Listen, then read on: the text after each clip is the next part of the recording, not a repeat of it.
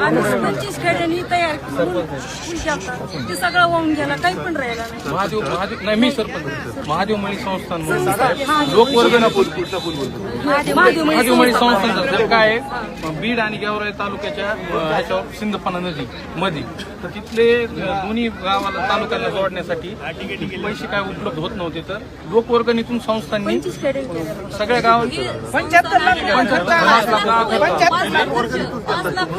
75 लाख पुलाला आम्ही दृष्टिकोन तयार केलाय. 75 लाख तुम्ही